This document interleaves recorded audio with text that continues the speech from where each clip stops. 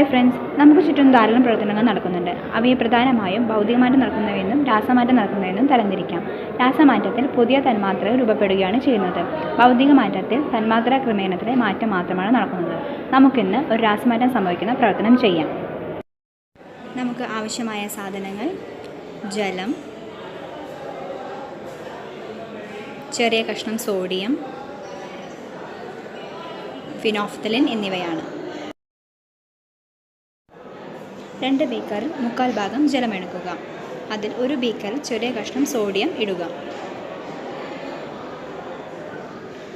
അപ്പോൾ സോഡിയം ജലവും തമ്മിൽ പ്രവർത്തിച്ച് ഒരു വാതകം പുറത്തു വരുന്നത് കാണാം.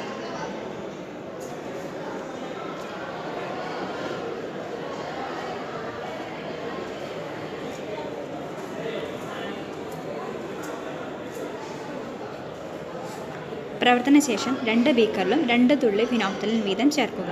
ഫിനോഫ്തലിൻ ഒരു ആസിഡ് ബേസ് ഇൻഡിക്കേറ്റർ ആണ്. ഇത് ആസിഡ് സൊല്യൂഷനെ നിറമില്ലാതാക്കുകയും ബേസിക് സൊല്യൂഷന് പിങ്ക് നിറം നൽകുകയും ചെയ്യും.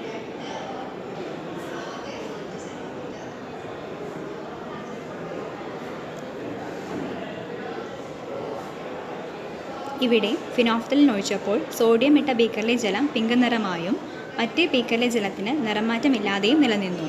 സോഡിയം ജലവും തമ്മിൽ പ്രവർത്തിച്ച് സോഡിയം ഹൈഡ്രോക്സൈഡ് എന്ന ആൽക്കലി ഉണ്ടായി. ആൽക്കലി ലായനിയിലേക്ക് ഫിനോഫ്തലിൻ ഒഴിച്ചപ്പോൾ ലായനിക്ക് പിങ്ക് നിറമായി.